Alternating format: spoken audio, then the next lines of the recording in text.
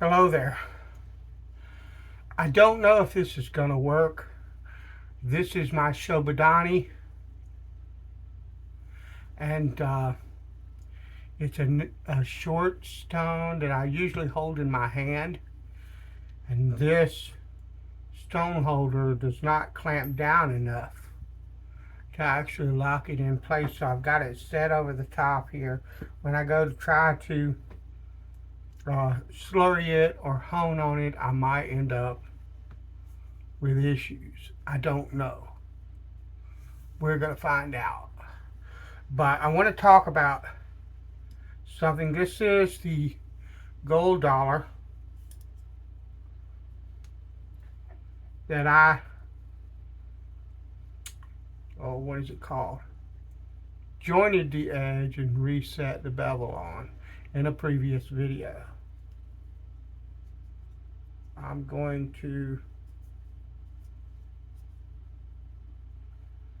get that ready to go.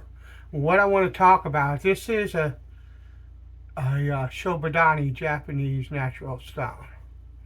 And there's a method out there that is misnomered as a one stone hone. What they're actually saying is once you get off a bevel setting stone, you only need one stone to go from bevel set to finish. And you could do that with a good Japanese natural, finish grade Japanese natural. You can do that with a razor finish quality cuticle as well.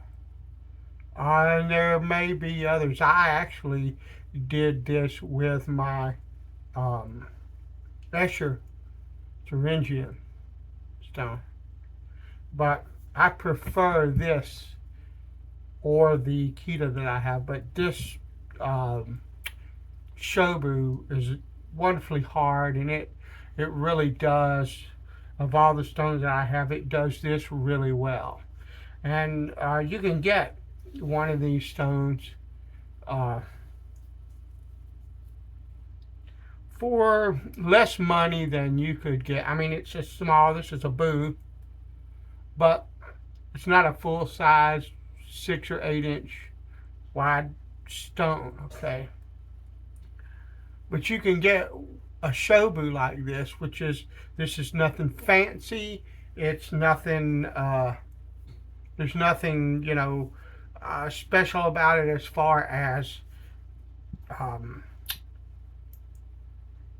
anything that would drive it up to a really high price, like a lot of the Japanese naturals are, and the cuticles as well. But this stone is a razor quality stone, and it will do this work. And so I have a rubbing stone, a Tomo for this, a natural Tomo. But I think this method works better with the diamond plate or a diamond card. And so what the deal is with it, this razor has been set on a 1K Nanawa stone. Let me get me something to drink real quick. Excuse me.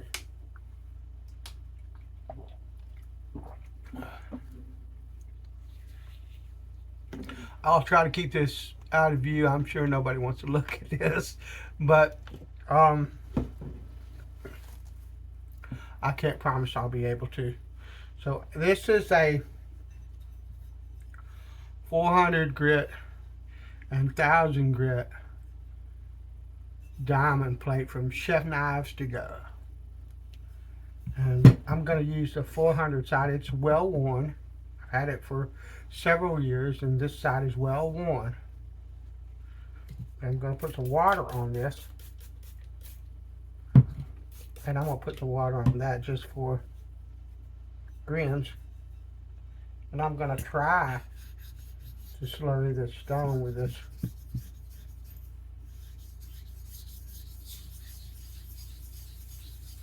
And what I want, that'll work right there.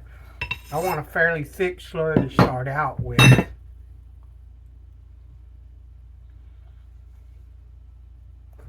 And what I'm looking for, I have a loop. And this is what I would do if I was beginning on this method. I don't need this loop.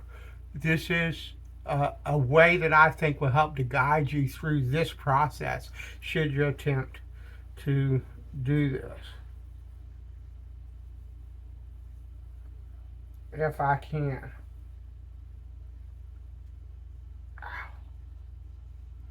Well, I can't do it, so we're not going to worry about it. What I would do is I would look at this and burn in my mind's eye what the 1K scratches looked like on this stone. What I'm going to do is or on this razor rather, I'm going to turn this razor in the light and see. And I'm not only going to look at the edge, but I'm going to look at this bevel flat because it has the same finish as this edge does. That's a tip of the day. But I'm going to, on these stones, I use a lot of, on small stones like this, I use a lot of circles, but honestly, this works just as good.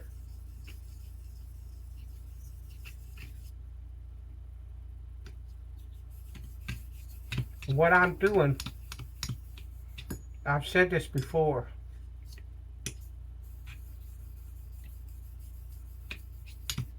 as I move back and forth across the stone, I'm putting torque toward the edge, and I'm also graduating pressure from heel to toe as I come across this stone, one-handed or not. This is what I'm doing, so that the slurry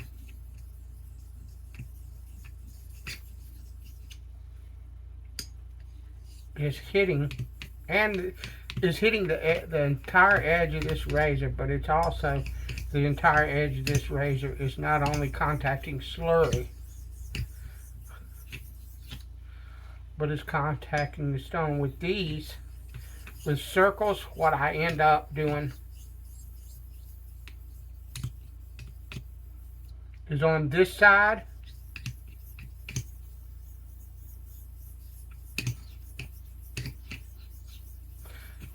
and the other side, I'm still starting at the heel and concentrating pressure all along the edge of this stone, or the edge of this.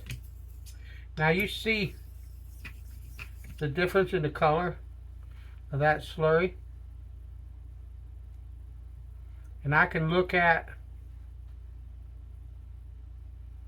the edge of this and see that it's got a really nice polish on it already. And what I'm going to do,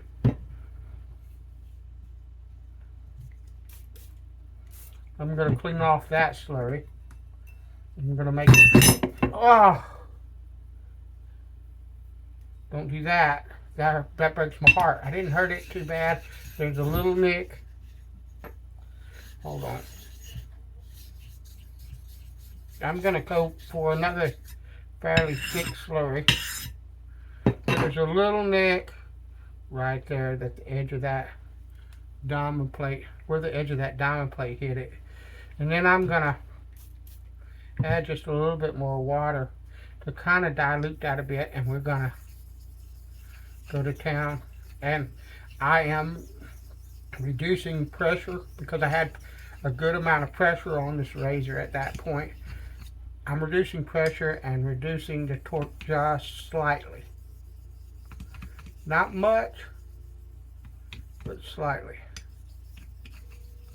Now watch the color of this slurry as we hone.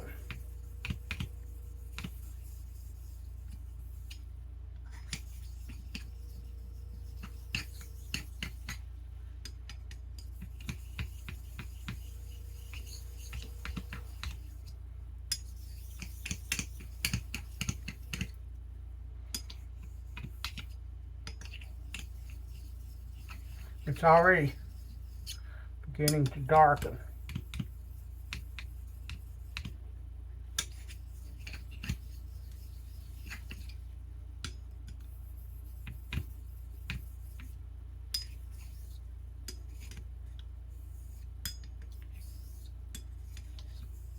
And all I'm doing is, if you look at the slurry, watch it as it, see it covers that whole edge. Now, there's a bit here at the heel that it's not hitting, so I'm going to concentrate pressure on that heel a bit.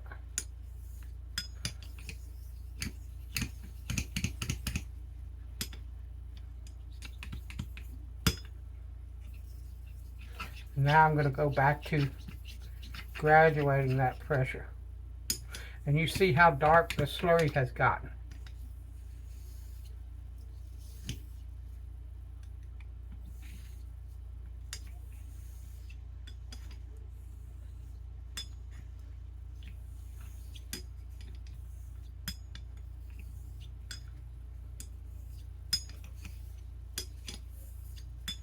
See the difference in the color of that? That slurry has given up quite a bit.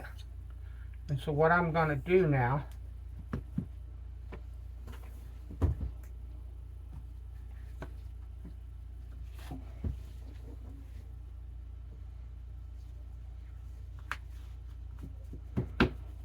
I don't know if this will work or not. I want to damage the edge. Dang it. When you, I don't have, this is my offhand, and it's aggravating, but if you look at that, I don't know if you can see, but I've already got quite a bit of a nice thing going there. What I'm going to do now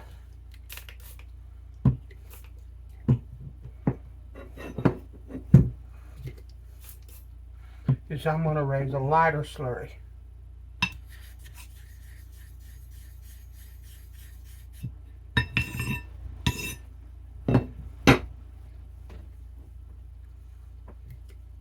And I'm going to work this slurry down.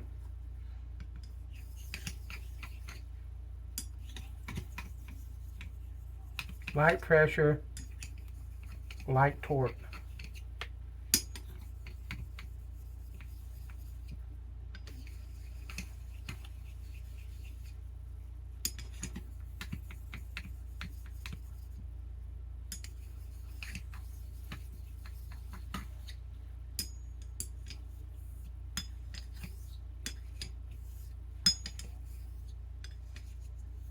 You can already see the slurry is darkening. That's how fast this stone cuts. It's a fantastic stone.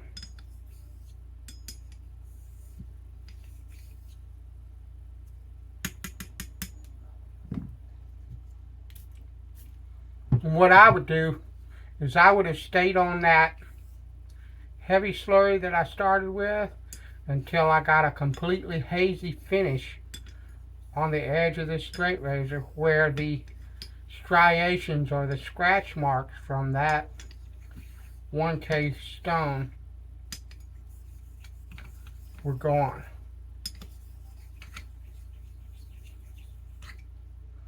Then I would have started a dilution process. Understand that I'm teaching you what I do, and sometimes a lot of what I do is not based on anything but kind of an instinct over time. And so what I'm describing to you is like a basic guide, but it might not be exactly what it is that I'm doing. It's probably going to be an approximation, best approximation that I could make.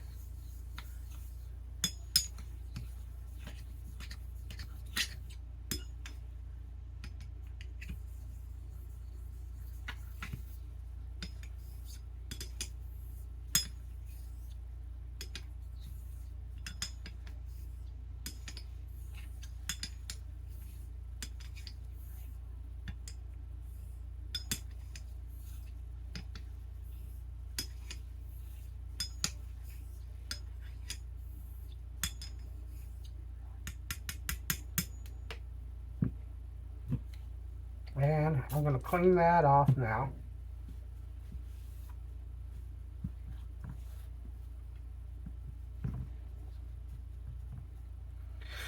Because I think we're probably there.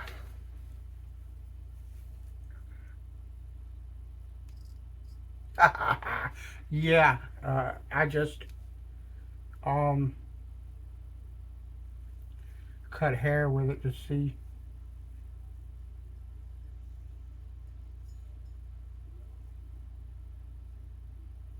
what I thought of it. I like that. And what I'm gonna do now,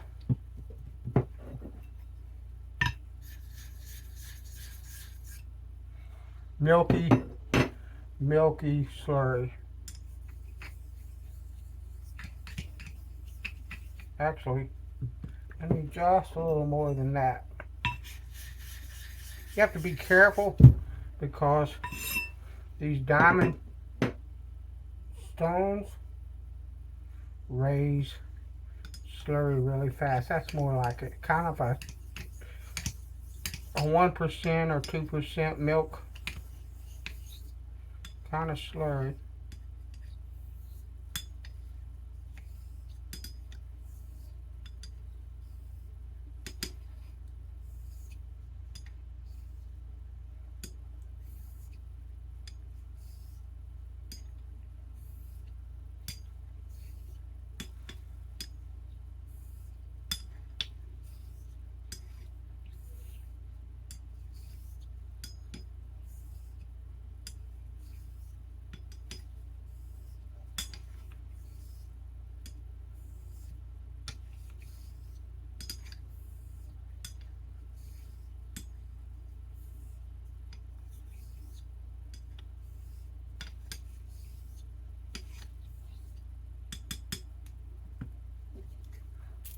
And I'm not counting.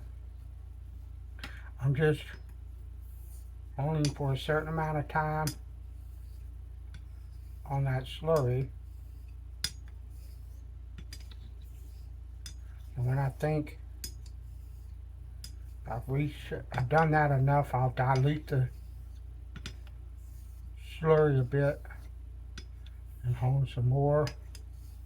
And basically, there are arguments all over the place about whether or not a JNAT slurry breaks down in fineness and all that. All I can tell you, I believe it does.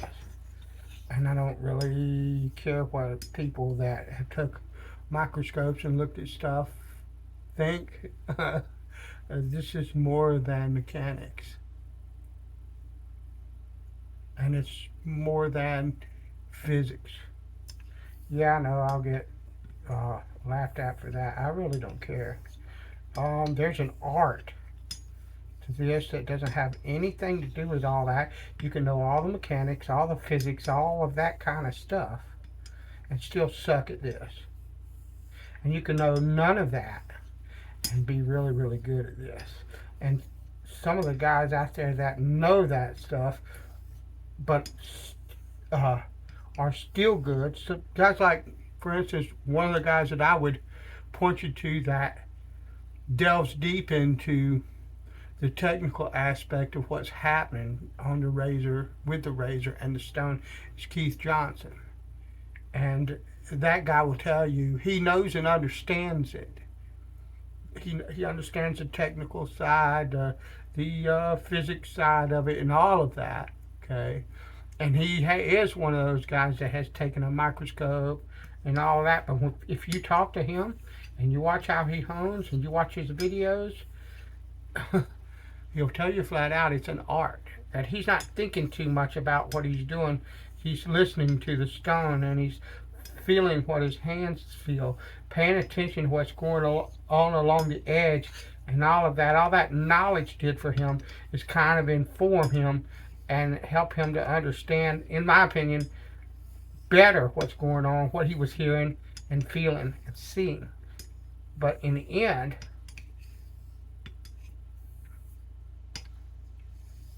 it's an art.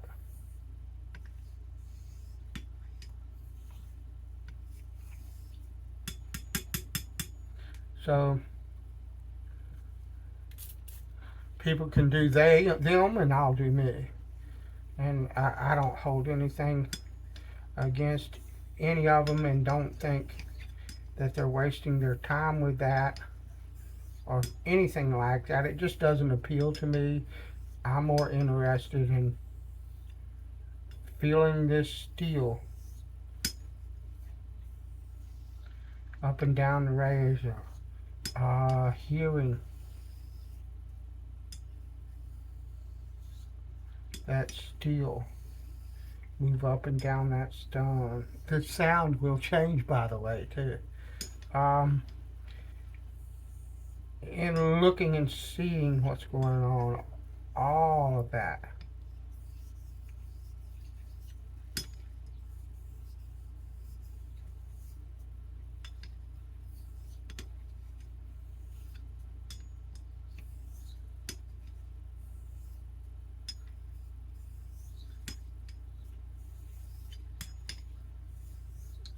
That's what matters to me. Now, if you can see that slurry, I don't know if you can see it.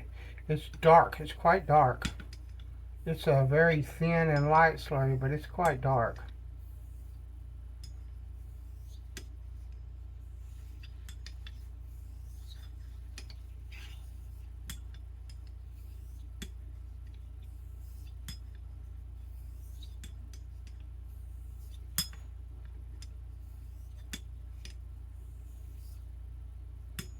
I think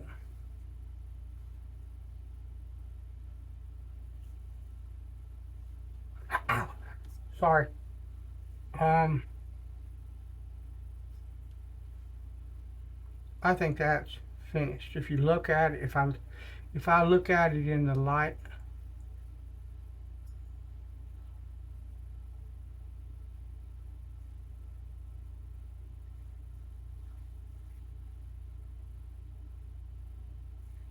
I see a lovely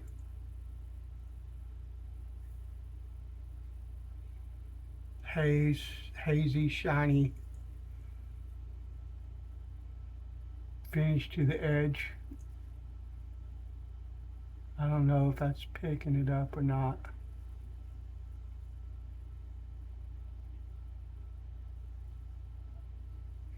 And I think that is done.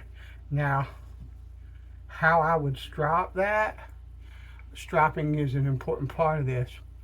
I can't really do that right now, although I'm trying to think of a way to do it even as we speak. This is a Jimico loom strop. It's I think Harold makes one. They might even be the same blooming thing, just different different names put on them. It might be the same manufacturer. It was given to me by a good friend. The same one that gave me this stone, by the way. I'm going to set that to the side, and this has got a cloth component, but it has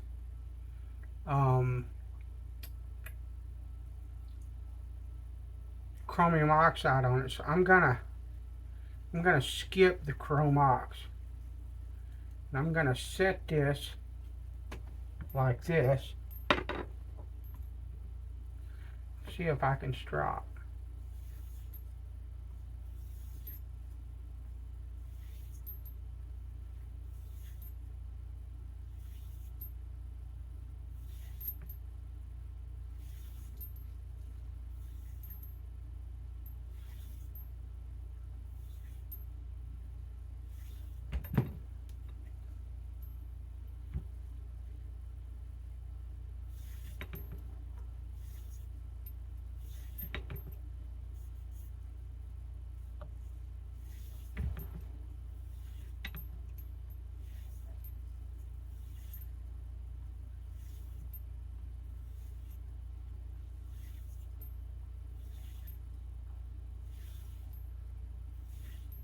I'll be back after I get 120 passes. Alright, I know you probably can't see it, but I have the razor edge up. Let me see. here. And what I'm going to do is I'm going to attempt an HHT. I do not know if I can make it where you can see it. If I can find a right hair.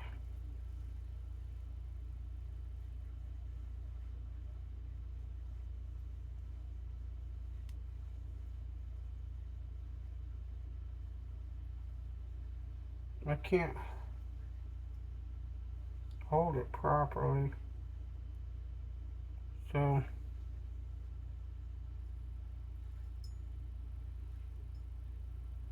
I don't know if you saw that or not. And where's the hair? The rest of that hair. But I mean, we get it done.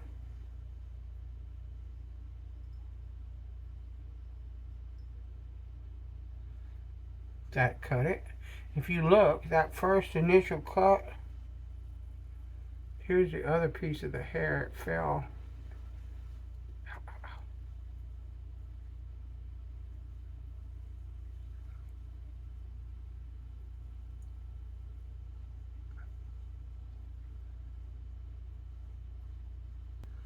I'm satisfied that that is shave ready. It should be a scalding edge. Thanks for watching. I'll talk to you later.